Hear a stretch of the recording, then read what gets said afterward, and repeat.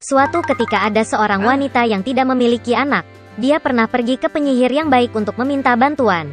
Wanita itu berkata bahwa dia sedang memimpikannya seorang anak. Penyihir itu memberinya benih dan memerintahkan untuk menanamnya di dalam pot bunga. Wanita itu sangat senang, berterima kasih kepada wanita tua itu, dan pulang ke rumah. Di rumah, dia menanam benih, menyiraminya, dan mulai menunggu dengan sabar. Segera sebuah bunga besar yang indah, seperti tulip, tumbuh di dalam pot. Ketika kelopaknya terbuka, ada seorang gadis kecil di dalamnya. Dia sangat kecil, tidak lebih dari 1 inci. Karena itu, wanita itu memanggilnya Tumbelina. Suatu malam, ketika Tumbelina tertidur lelap, seekor katak besar naik ke jendela rumah, basah dan jelek. Dia meraih gadis yang sedang tidur dan bergegas ke rawa-rawanya. Kodok itu memutuskan untuk menikahkan putranya yang jelek dengan Tumbelina yang cantik. Dia menanamnya di tengah sungai di atas daun lili yang lebar agar gadis itu tidak melarikan diri. Pagi harinya Tumbelina bangun dan menyadari bahwa dia tidak ada di rumah, tetapi di sekitarnya ada air. Ketika gadis itu menyadari betapa nasib buruk menunggunya, dia menangis dengan sedihnya. Saat ini, ikan-ikan kecil berenang lewat. Mereka merasa kasihan pada Tumbelina. Mereka menggerogoti batang bunga bakung, dan daun itu berenang bersama gadis itu. Seekor kumbang besar terbang melewatinya. Melihat seorang gadis cantik, dia meraih dan membawanya ke pohon, di mana dia memperkenalkannya kepada teman-temannya. Mereka semua iri pada kecantikannya, tetapi mengatakan bahwa Tumbelina sangat jelek dan tidak bisa bersama mereka. Di bawah tekanan dari teman, kumbang juga memutuskan bahwa dia jelek, membiarkan gadis itu turun ke tanah dan mengucapkan selamat tinggal. Sepanjang musim panas Tumbelina tinggal sendirian di hutan. Dia membuat buayan untuk dirinya sendiri dari rumput dan dedaunan. Dia makan serbuk sari dan embun, berjemur di bawah sinar matahari dalam cuaca cerah, dan bersembunyi dari hujan di bawah daun besar burdok. Tapi segera hujan dan angin dingin datang. Tumbelina tidak memiliki pakaian musim dingin, dan dia mulai membeku. Gadis itu menderita kelaparan dan kedinginan. Dan suatu hari dia dilindungi oleh seekor tikus sawah.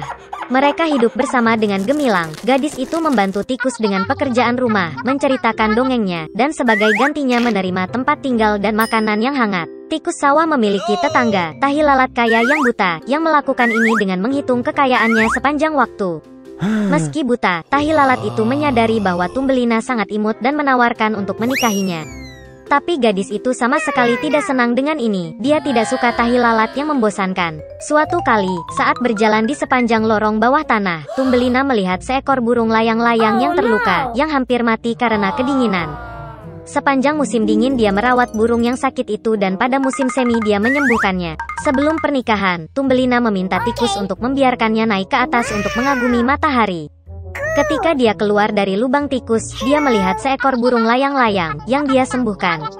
Tumbelina mengeluh kepada burung itu bahwa dia dipaksa menikah dengan tikus tanah yang jahat dan tinggal bersamanya jauh di bawah tanah. Burung layang-layang itu mengundang gadis itu untuk terbang bersamanya ke negeri yang hangat, dan dia setuju. Dia segera mengucapkan selamat tinggal kepada tikus, naik ke burung layang-layang, dan mereka terbang pergi. Suatu ketika di negara yang indah, Tumbelina melihat padang rumput yang luas dengan bunga-bunga indah. Dia memilih bunga terindah untuk ditinggali. Tiba-tiba, dia melihat di bunga itu pria kecil yang sama seperti dia, hanya bersayap. Itu adalah raja para elf. Dan peri tinggal di setiap bunga. Peri cantik belum pernah melihat gadis sekecil dirinya, dan bahkan begitu cantik. Dia segera jatuh cinta pada Tumbelina, dan mengundangnya untuk menjadi istrinya, Ratu Elf dan Ratu Bunga. Setelah semua petualangannya, gadis itu senang mendengar tawaran seperti itu dari pangeran yang menawan.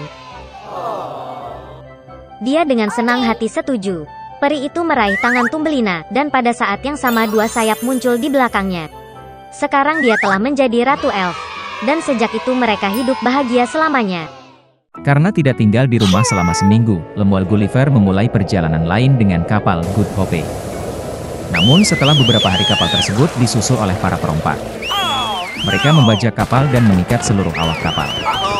Gulliver mencoba melarikan diri, sehingga sebagai hukuman, para bajak laut menjatuhkannya ke dalam perahu sesuai keinginan ombak dan angin. Untuk waktu yang lama Gulliver mengitari lautan terbuka sampai dia melihat daratan di Cakrawala. Dia berenang ke pantai dan mulai mengamati daratan. Tiba-tiba bayangan besar menutupi matahari. Mengangkat kepalanya, Gulliver yang tercengang melihat sebuah pulau besar menjulang di langit. Kelelahan karena lapar dan haus, Gulliver mulai menjerit, melambaikan topinya, berharap penduduk pulau itu akan memperhatikannya.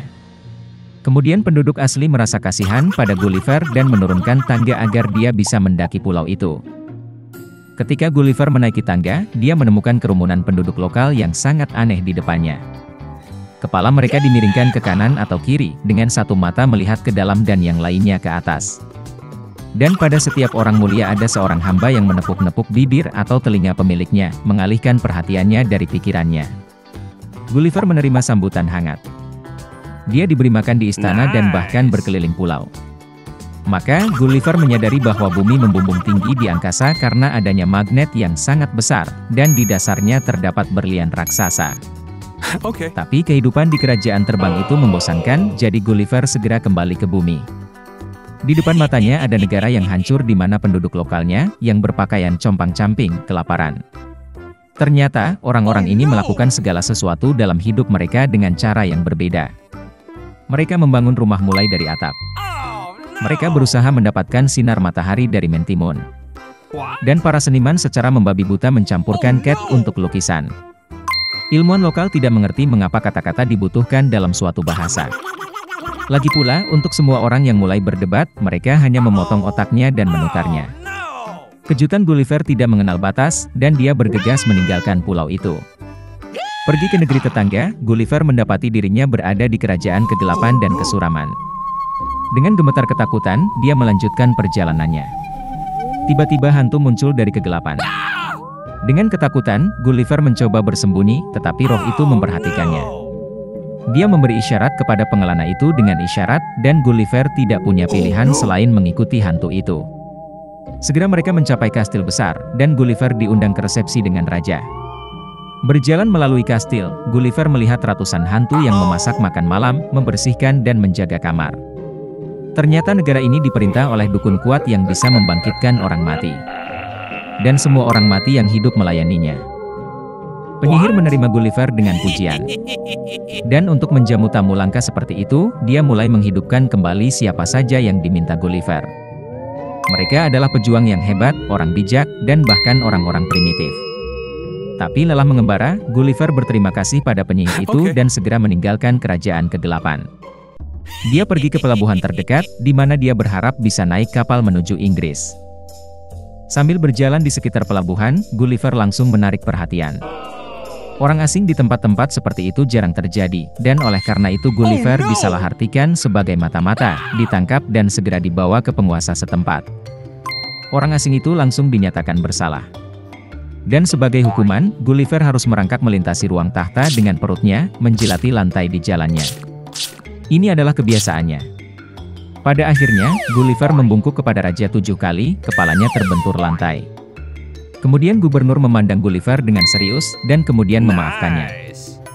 Secara ajaib, Gulliver lari keluar dari kastil dan pergi ke pelabuhan terdekat, di mana dia naik kapal Inggris. Saya harus mengatakan bahwa Gulliver tidak pernah kembali ke bagian ini.